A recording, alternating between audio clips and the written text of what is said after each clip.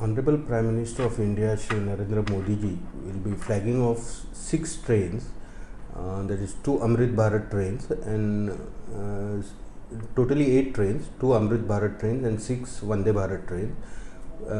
These trains will be flagged off on 30th of December at 11 hours from Ayodhya Junction. So there is one train between Mangalore Madgaon Amrit Bharat Vande Bharat Express. So this train also will be flagged off by Honorable Prime Minister ji on 30th at 11 hours from Mangalore. And this train will be having stoppages at Udupi and Karwar over Konkani railway. This train will reach the inaugural train service of Vande Bharat Express. It will leave Mangalore at 11 hours and reach Madgaon at 16:30 hours on the same day.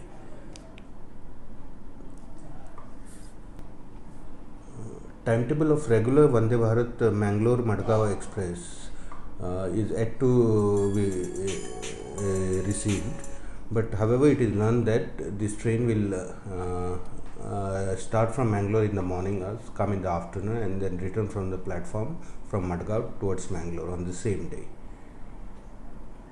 Subscribe Prudent social media channel and press bell icon for latest notifications.